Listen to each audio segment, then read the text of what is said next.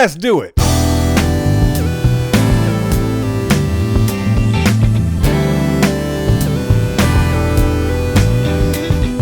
JD Aliens, welcome back to the show. And to you new guy girl who just showed up, welcome to JDL TV, the Untech Tech channel. I'm your host, Antoine, never trust a guy that can't grow a full beard, Richardson. Today I'm gonna be talking to the mobile gamers, okay? Today we are checking out the Razer Kishi, which is fairly new on the market, and we have a 1-year-old product called I call it the GLAP all the time. It's called the GLAP G1, I believe. These are two mobile controllers that are designed to enhance your mobile gaming experience for first-person shooters and all kinds of games, right? But when it comes to mobile gaming, dedicated mobile games are fun to play, but my biggest thing is all the ads and things you gotta purchase in order to finish playing the game.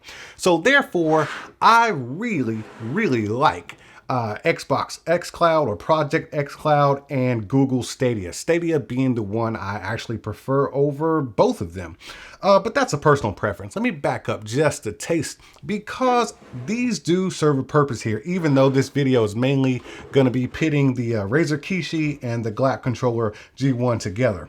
Now, the Razer Kishi, I really do like its form factor in a sense that it's way more portable. I mean, seriously, look at this thing. It collapses to this nice compact, fairly slim package here. It's really slim, and you can see the form factor there. All you got to do to unfold it so you can get your phone in there is press these two little clips right here, or just kind of push them in or pull them out, and then it's not working, right? You just kind of pull. Yeah, you pull. Did you pull? Hold on, man. Let me get this right. So you pull these tabs right here, and then it kind of pops up, and then it kind of just falls apart just like that. And then you can stick your phone on the inside of here. And now we're going to get into this, where you and how you put your phone into here, because this is part of the reason why I'm not going to be using this thing anymore.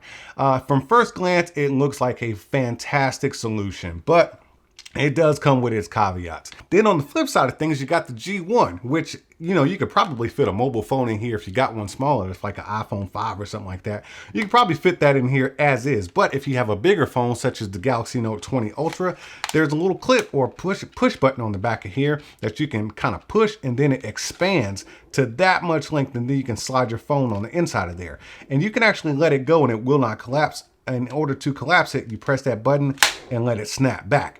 But the form factor of this thing in transport, it's actually pretty big. I mean, you got these big old grips right here with the gigantic trigger sticking out. And then on top of that, it's actually really wide. So transport, it's definitely doable. It comes with a case. I'm not sure why you would put this thing in a case in order to travel with it as big as it already is, but it comes with a case. If you just want to slide this in a bag just down just like that, it will fit properly. Just got to watch out for those sticks and stuff. So as far as like pitting these up against each other, that would be the first thing that you notice, is just the compact factor of the Razer Kishi, where you just kind of fold it up like that, and then you have, you know, something that small. So that's why I decided to check this one out. But upon playing my mobile games with it, which was Stadia and xCloud, I figured out a couple of things I did not like. So here's the comparison. First of all, I'm using a Galaxy Note 20 Ultra. This is probably the largest phone on the market. I don't know, it could be something bigger, but I think you'll be hard pressed to find something bigger than this. It does have this gigantic camera bump on the backside of it, which actually clears when you put it in the Razer Kishi. So that's not a big deal, which I thought was going to be a factor.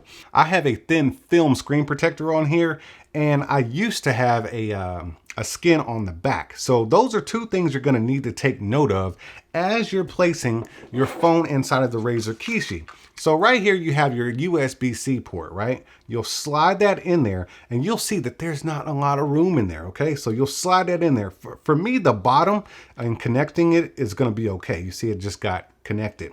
But when you take this one, it doesn't stretch out. If you look, it doesn't stretch out that much, okay? You just got a little bit of stretch in there for you to kind of get your phone in there. Let me see if I can get this in here. All right, so you can just kind of finagle your phone there. It's going to take some time, especially if you do not want to damage your screen protector, because it will scrape and eventually it will bubble up. Mine has bubbled up several times Thank goodness that this is a good screen protector that I can just kind of smash back down. But once it starts doing it, I'll definitely spot it out for you. If you need to keep your front-facing camera active, it does not cover it up. Oh, maybe just a little, maybe just the top edge, but not that much. I don't think this is actually going to block the camera. Just in case you were doing some gaming on here and you needed your front-facing camera for like an in-screen kind of thing. So let's get into some gameplay so I can show you how this works. So as we get into playing Avengers here, I want to show you that right here, you can see that little bubble. Can you see this right here? You see that little bubble right there? That's my screen bubbling up. You can see it right there. That's my screen protector starting to bubble up. So that's going to be an issue if you have a film screen protector on there. If you have a glass one, I'm not sure how it's going to affect that, but you know, the film being this thin, I mean, it's a film and it's already bubbling up. So that means you cannot be using a case with this thing. You definitely got to take this out of your case if you're going to be using the Razer Kishi, as well as the GLAP controller here. You can't use a case with this unless it's like super ultra thin. But you're definitely not going to be using a case with the Razer Kishi. So as I move Tony Stark around the war table here, it's reminding me of how cramped this actually feels. So I'm using the Razer Kishi right now, and the layout is very similar to what you would find on the Xbox controller. You got your D-pad right here, and then you got your joystick up here, and on the opposite side, you got your YXBA up top, and then you have your joystick on the bottom. The one issue I have with this is that they're not offset. You see on the Xbox controller, it's kind of offset. That way your thumb can kind of, you know, it'll be in a natural position up here, and then you have to reach straight down, and it feels cramped down here. You're kind of, contracting your thumb versus just kind of sliding it down as you would with the Xbox controller right here. Same thing over here with the buttons. You got your YB, and they're different colors as well. That's kind of odd. You got your YB AX up here, and then straight down you got your controlling or your joystick. So this actually feels really cramped when you come down here and use this D-pad on the left and your joystick on the right. For my hands, it feels cramped. Other than that, I love the ergonomics of this thing. On the back side, it doesn't have a dedicated grip, but you can find things to kind of grip onto. I want to show you this flex right here. So it does flex a little bit. I don't really notice it while I'm playing, but just so you know, that's there. And this right here, this is that backing that kind of slides off. It's actually very stable. So don't let this fool you. This actually feels pretty good. But going back to the ergonomics, you got your R1 and R2, and then you got your L2 and L1 right here. The triggers, which is L2 and R2, they feel really, really good. They do kind of have, you can just feel it's a spring. It's not clicky or, you know, really tight or anything like that. You can hear that. I don't know, it's just a different feel from what you would get from our actual controller, but it does feel good, and they're in the right places. And what I do like about this is that the buttons up here, the L1 and L2, they're very close, which means you can actually touch them and you don't have to stretch your fingers out. The reason I bring that to your attention is because on the GLAP controller, you're definitely going to have to stretch your fingers out to reach in between these two buttons right here. So the ergonomics of it is great until you get to where you have to tap on the left D-pad and the right joystick, and that's where you start to feel really cramped. So if you're playing a first-person shooter, I don't know, man, you might develop some carpal tunnel going on right there. And you see that bubble? It's getting even bigger, man. It's as I play and the screen heats up, it gets even bigger. You do have these speakers right here. These are not speakers, but they're grills. So if you're playing, let me go ahead and take this off. There we go. So you gotta, yeah, you see how that comes out of there? Now look, can you see that? Can you see how that messed up my screen protector? Right there, man, it's bubbling up big time. Let me flatten that out before I get some oils up under there. So yeah, definitely watch out for your screen protector and quite possibly your skin if you have one on there. I don't have one on here, and it didn't bother the skin when I did have it on there, but definitely something you want to keep checking out. The fact that it relies off your phone battery, I really do appreciate that. That way you don't have two devices to worry about. And if you're worried about draining your battery too much, you do have a pass-through. I really do like this controller. I just don't think it will be for everyone in the sense of the ergonomics. Like I said, the triggers are awesome. the triggers and then the buttons, that placement is awesome. But right up here at the top, these D-pads and button layouts going straight up and down, for me and my thumbs, it's just not ergonomically sound because it makes me feel like I'm a little bit too cramped. Now moving on to the GLAP controller, you've seen me do this one before. This has actually been my favorite one of all time. I just thought I was gonna be able to find something better, you know, in the Razer Kishi.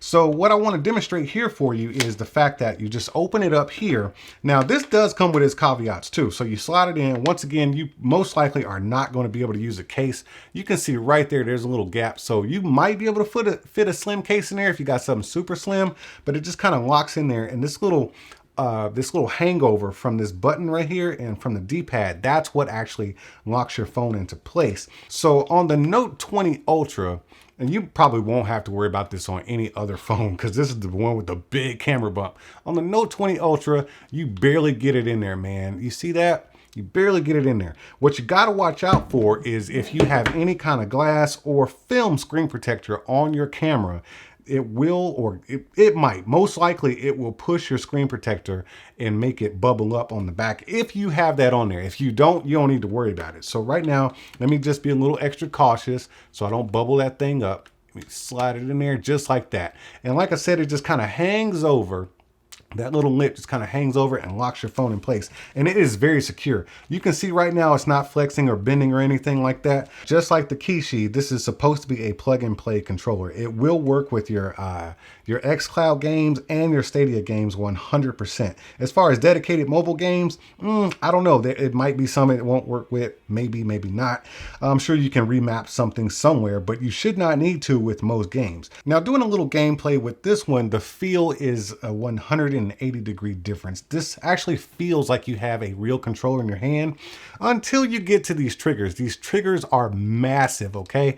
But the distance between the trigger and the button up top, which is the R1 and L1, that's also massive. So if you look right here, what I got going on is I have to literally like stretch my fingers. Can you see that? You see how I have to literally just kind of stretch my fingers over. That's really the one thing I hate about this controller is just the space between these two. A lot of times I found myself playing games where I'll use my middle finger to pull the trigger and then my index finger to press the button up top. And sometimes it's just not, I mean, it's comfortable and you can definitely do it, but that's not how it's supposed to be done. Okay, so this one, just beware that you do have a lot of space right here. Now, when we get to the button layout, you'll see here that it's swapped with the Xbox controller. So you have the buttons on the bottom and up 45 degrees over to the right, you'll see this joystick right here, which feels natural. So you're over here, your thumb is resting in the correct spot or the natural spot.